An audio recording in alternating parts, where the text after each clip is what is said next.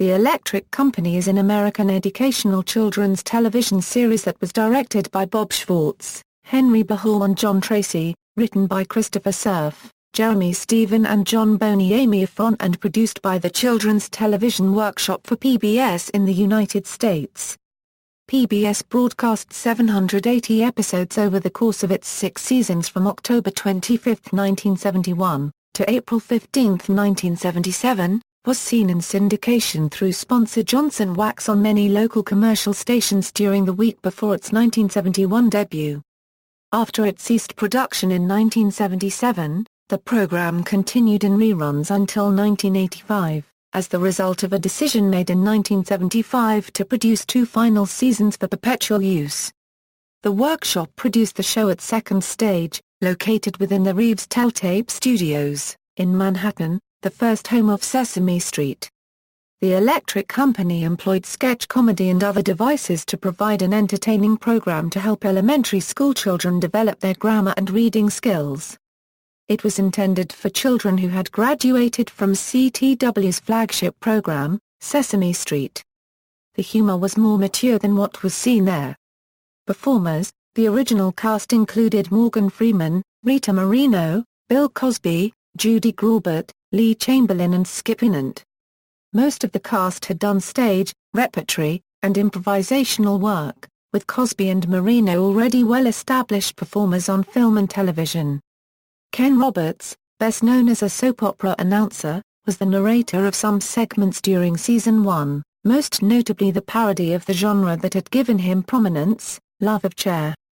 Jim Boyd, who was strictly an off-camera voice actor and puppeteer during the first season, began appearing on camera in the second season, mostly in the role of J. Arthur Crank. Luis Avalos also joined the cast at that time. Bill Cosby was a regular in Season 1, and occasionally appeared in new segments during Season 2 but left afterward. Nevertheless, segments that Cosby had taped during the first 2 years were repeatedly used for the rest of the run, and Cosby was billed as a cast member throughout. Similarly, Lee Chamberlain also left after Season 2, but many of her segments were also repeatedly reused. Consequently, she was also billed as a cast member for the rest of the show's run. Added to the cast at the beginning of Season 3 was Hattie Winston, an actress and singer who later appeared on the show Becker. Beginning in Season 4, Danny Seagren, a puppeteer who worked on Sesame Street and also as a professional dancer, appeared in the role of Spider-Man. Selected sketches: The Adventures of Letterman premiering during Season 2, Letterman featured the work of animators John and Faith Hubley. The title character foiled the Spellbinder, an evil magician who made mischief by changing words into new words. It featured the voices of Zero Mostel, Joan Rivers and Gene Wilder. In his book The TV Arab, Jack Shaheen criticized the portrayal of the evil Spellbinder as a negative racial stereotype, which he found disappointing as PBS shows such as Sesame Street gained a reputation for appropriate portrayals of ethnicities. 5 seconds halfway through the show, viewers were challenged to read a word within a 5 or 10 second time limit. In Seasons 3 and 4, in a spoof of Mission Impossible, the word would self-destruct in a Scanimate animation sequence after the time expired. In Seasons 5 and 6, the viewers had to read the word before a cast member did. Giggles, Goggles, 2 friends riding a tandem bicycle or something similar conversed, as one of them would misuse a word. Several similar words were humorously misused until they returned to the original word. Here's Cooking at You, a send-up of Julia Child's cooking shows, with Judy Greubert playing Julia grown-up, Jennifer of the Jungle, a Borscht Belt-style parody of George of the Jungle, with Jennifer and Paul the Gorilla, the last word shown at the end of Season 1, a dimly lit incandescent bulb with a pull-chain switch was shown hanging. The voice of Ken Roberts would gravely state, "And now, the last word." A single word would appear. An unseen cast member would read the word aloud, reach his/her arm into the shot, and turn the light off by tugging the pull chain. Love of Cher, a spoof of Love of Life, Ken Roberts read a Dick and Jane-style story about a boy sitting on a chair and doing simple things, concluding by asking questions in a dramatic tone followed by "For the answer to these and other questions, tune in tomorrow for Love of Cher." mad scientist monster parody with an evil scientist and his Peter Lorre-esque assistant Igor, who tried to read words associated with their experiments. Monolith animated short, set in outer space and used to introduce segments involving a phonic. A large, rectangular pillar of rock collapsed to the strains of Also Sprach Zarathustra after being disturbed by an astronaut or extraterrestrial.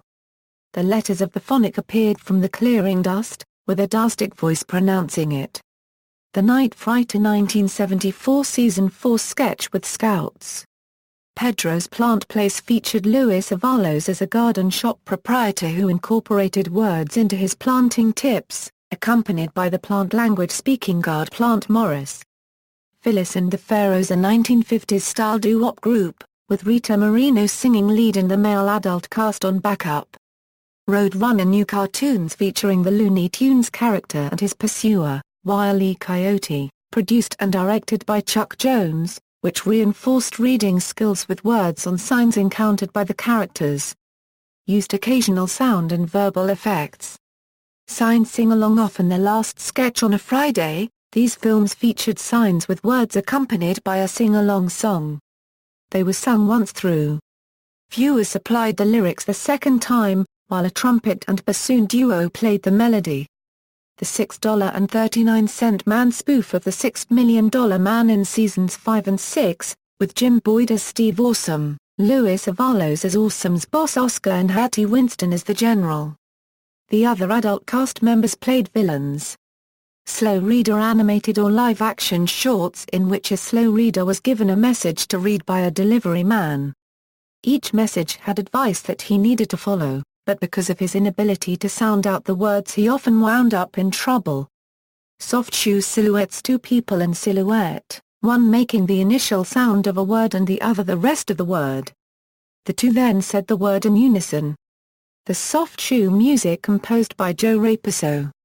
Spade Super Stories, short pieces debuting during Season 4 and featuring Spider-Man foiling petty criminals. Spade was never seen out of costume as his alter ego, Peter Parker, and he spoke in speech balloons for the audience to read. A spin-off comic book, Spade Super Stories, was produced by Marvel Comics from 1974 to 1981. Vaudeville revue skits and songs presented in variety show style on stage, with music, fanfare and canned applause. Also called The Stage. A very short book, sometimes the last sketch, it featured a nursery rhyme or story read by a cast member who turned the pages of a book with moving pictures. The stories usually had a humorous ending that was different from the original. Vi's Diner, Lee Chamberlain played the proprietor of a diner where customers read simple menus to place their orders. Wild Guess game show spoof with announcer Ken Kane and host Bess West, in which the contestant would guess the day's secret word. When the word was not guessed, West would give 3 clues as to what the word was. Selected recurring characters, blonde-haired cartoon man, a character who would read words appearing on screen. However, they often showed up in the wrong order or made no sense. Thus, the character would resort to correcting the words. The Blue Beetle, a bumbling superhero who often made matters worse instead of better when he tried to help. Often challenged Spider-Man. Clayton, a climation character, animated by Will Vinton, who commented on the previous skit or introduced a new concept. The Corsican twins, twin brothers who inflicted pain on each other while teaching phonics. Dr. Doolittle, a parody of Dr. Dolittle and Groucho Marx who used words to cure his patients. Easy Reader, a smooth hipster who loved reading since Season 1. Associated with Valerie the librarian and Vi in her diner. Fargo North, Decoder, an Inspector Clouseau-type detective who decoded scrambled word messages and phrases. His name was a pun based on Fargo, North Dakota. J. Arthur Crank, a plaid-wearing grouchy character, who interrupted sketches to complain when spellings or pronunciations confused him. Named after British film mogul J. Arthur Rank. Lorelei the Chicken, an animated chicken who appeared in live-action scenes. She was a caricature of actress Carol Channing. Mel Mounds, a disc jockey who introduced songs, usually by the Short Circus. Monsters, Werewolf Frankenstein, and Dracula. Millie the Helper, an eager Beaver trainee working at various jobs. She was the first to shout "Hey, you guys!" a popular expression on the show. Otto the director, an old-style Hollywood film director who tried in vain to make her actors say a line correctly but failed more often than not, Pandora the bratty but lovable blonde girl who tried to outwit the adults around her. Paul the gorilla, the sidekick of Jennifer of the Jungle. Named after head writer Paul Dooley. Vincent the vegetable vampire, a send-up of Dracula, played by Morgan Freeman. The adult cast also had recurring roles as Spider-Man, J.J., Carmela, Brenda, Mark, Hank, Winnie, Andy, Roberto, and Sylvia. The Short Circus, another regular part of the show, was the Short Circus, a 5-member singing band whose songs also facilitated reading comprehension. June Angela was the only Short Circus member to remain with the show during its entire 6-year run.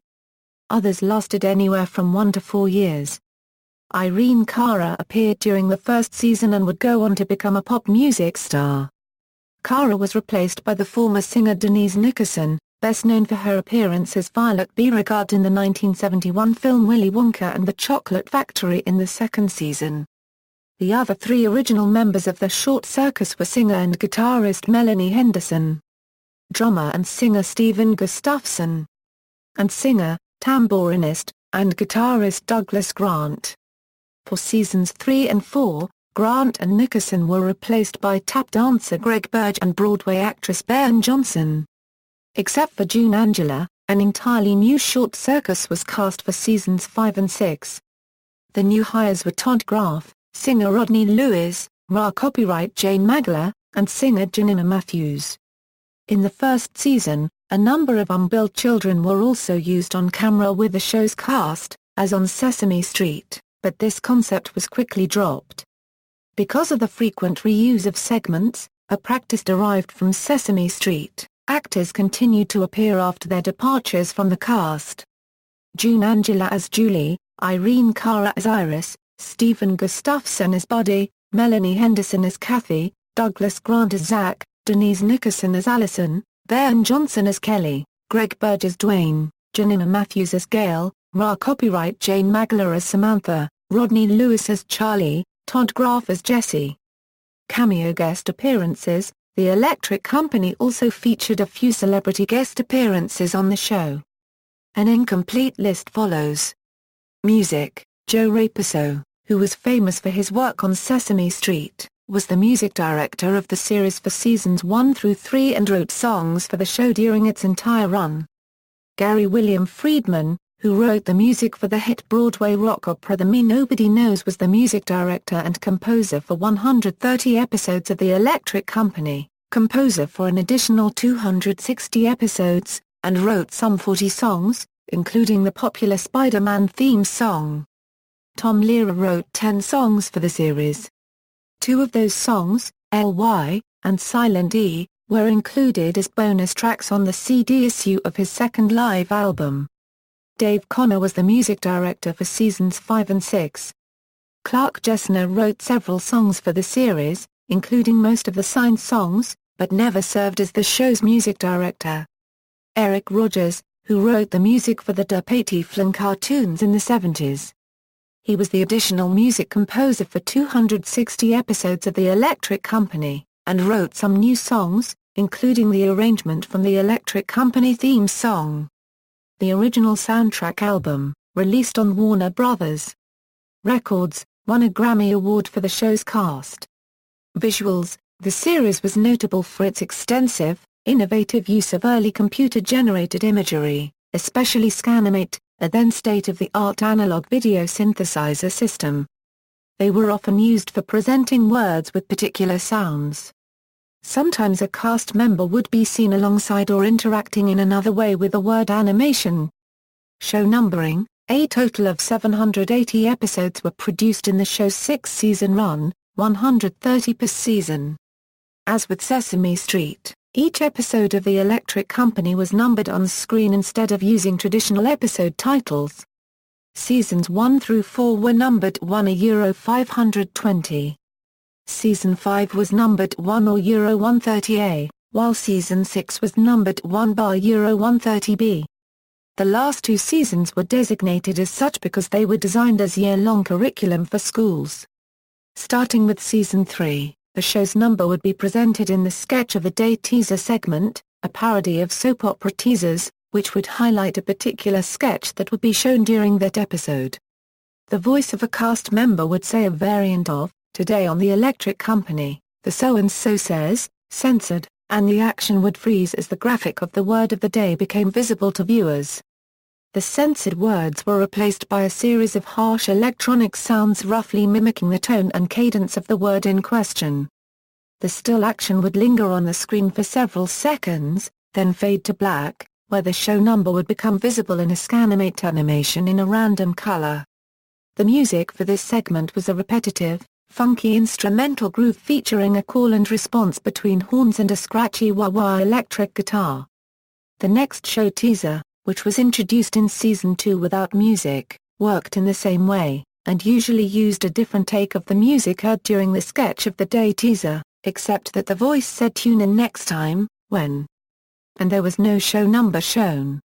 In Season 1, however, after the title sequence, the sound of a striking match would be heard, and a fade-up from black would reveal a hand holding a liter match and show X hand written on a piece of paper that was placed in such a way so that it could blend with the surrounding objects in frame. Instead of the next show teaser, Ken Roberts' voice could be heard, saying, "And now, the last word," and the trademark light bulb would be shut off by a hand doing whatever the last word was.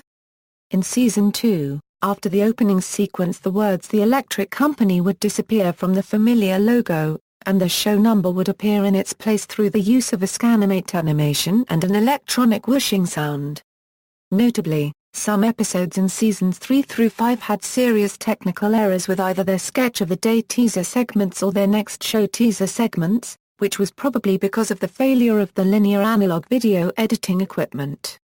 Episodes that have these errors in their Sketch of the Day teasers include 297, 390, 1A, 8A, and 15 or sometimes the music started too late, ended too early, or played too long. Sometimes the errors are negligible, with the teaser music only playing a fraction of a second longer than usual. For Season 6, because the teaser music was changed to a shorter, self-contained composition, these errors do not occur, with the exception of the teaser of 33B shown at the end of 32B, where the teaser was accidentally cut by a fraction of a second. Cancellation: The Electric Company was cancelled in 1977 at the height of its popularity.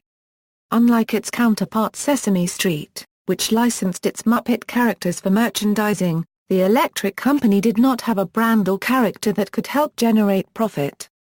The only significant items the show licensed were comic books and a Milton Bradley board game of the Fargo North decoder character.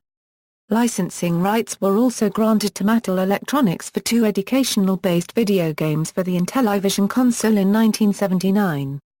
These games featured both the show's title logo on the game's packaging and label and the first several notes of the theme song played on the title screen of the games.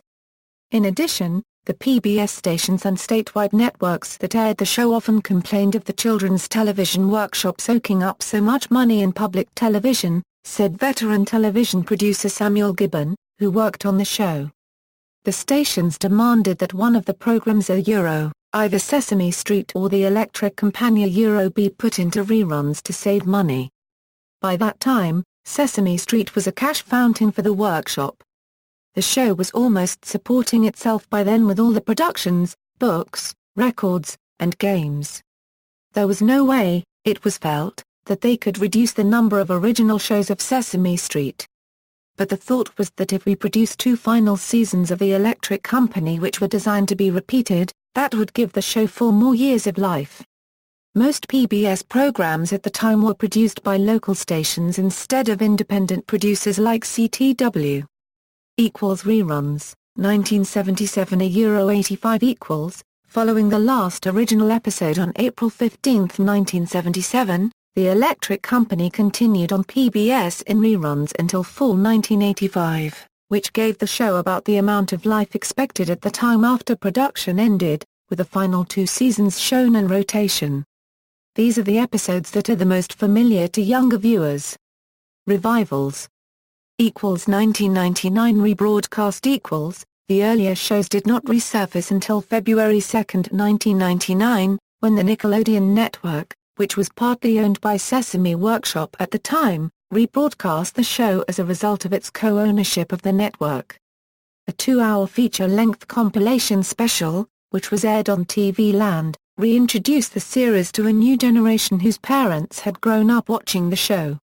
Nickelodeon ran 65 select episodes until 2005, when they were pulled from the program lineup because Sesame Workshop sold its half of the network to Viacom, which already owned the other half. The shows were cut subtly to fit Nickelodeon's shorter running time and free up time for various interstitial segments produced for the network. These deletions included the episode numbers, the Scanimate word animations, the segments 15 seconds and shorter, and the teasers of the next episodes. During the same period as the Nickelodeon rebroadcasts, numerous fans of the program produced QuickTime and MP3 clips from the Nickelodeon rebroadcasts, old over-the-air recordings, and, in some cases, from master recordings. These were hosted online at various places and received heavy attention from the blogosphere until a cease and desist letter took down the most prominent of these sites in 2004. DVD releases. The series was not seen since it was pulled from Noggin's schedule until Sesame Workshop, under license to Shout Factory and Sony BMG Music Entertainment, released a DVD box set on February 7, 2006, called The Best of the Electric Company that included 20 uncut episodes from throughout the show's run, including the first and last episodes, plus outtakes and introductions and commentary by Rita Moreno and June Angela. Due to the overwhelming and somewhat unexpected popularity of the initial DVD release, a second box set was released on November 14, 2006. The second volume contained 20 episodes from seasons 1 through 5 plus a 30-minute documentary on the effects of in-school viewings of the Electric Company from 1975.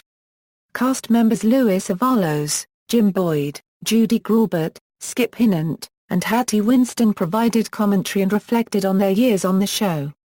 However, the original content of 9 episodes presented in this set were altered. In some cases, material that was originally broadcast in a particular episode was removed completely while material from other episodes was included. For example, 60A originally contained the Spider-Man episode Spade Meets the Prankster, and used a scene from that sketch as the opening teaser, which was removed completely after the opening credits, leaving only the episode number, and at the start is an episode of The $6.39 Man, which supposedly aired only during Season 6. Also removed following the Letterman sketch in this episode was the clip of the short Circus singing stop.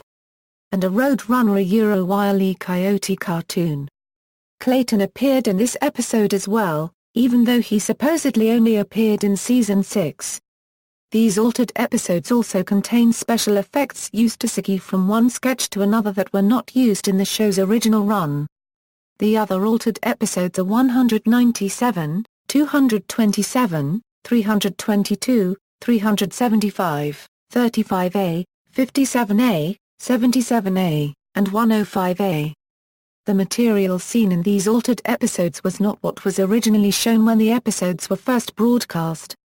It is believed that these changes were probably made to avoid repeats of segments that were on the first DVD set, but it is more likely that it was due to ownership rights. The segments that were used to cover up the material not under Sesame Workshop's control were longer than the excised segments, so the episodes were cut further to get them down to their required 28-minute length. An hour-long television show called The Electric Company's Greatest Hits and Bits was broadcast on many PBS stations in late 2006. It included interviews with cast members, voice talent, and creator-producer Joan Gans Cooney. The special was produced by Authorized Pictures and distributed by American Public Television, and was designed to be seen during pledge drives. It was released on DVD on March 6, 2007. iTunes. In early 2007, Apple Incorporated, through its iTunes service, started selling 15 previously unavailable episodes of The Electric Company. Volume 1 contained episodes 5, 13, 23, 128, 179, 249, 261, 289, 297, 374, 416, 475, 91A, 8B, and 32B. In late 2007, another collection of 15 episodes dubbed Volume 2 became available from iTunes. The new additions were episodes 2, 36, 40, 75, 142, 154, 165, 172, 189, 218, 245, 290, 337, and 350. Repeated from Volume 1 was Episode 8B, erroneously labeled as 658, even though it is correct if the or B designations were disregarded. It is unclear if these episodes were altered from the versions originally shown on television. Shout! Factory representatives indicated that it had no plans for another DVD set, implying that episodes distributed via iTunes would not be available in another format. 2009 a Euro 12 revival equals. In May 2008, Sesame Workshop began production on a new version of The Electric Company that began airing on PBS on January 23, 2009. The revival included interactive web elements and community outreach projects. Karen Fowler served as executive producer. Unlike the 1970s series, in which the Electric Company referred to a troupe of actors in comedy sketches, the new series referred to a group of superheroes who battle villains in the name of literacy. Season 1 premiered on January 23, 2009, and consisted of 28 episodes. None of the segments used in the 1970s were used in the revival, nor were any of the original actors. In addition, the theme used of the new version had no musical relation to the 1970s theme. The show was nominated for 8 Emmy Awards in 2010 and won 5. After 3 seasons, it was cancelled.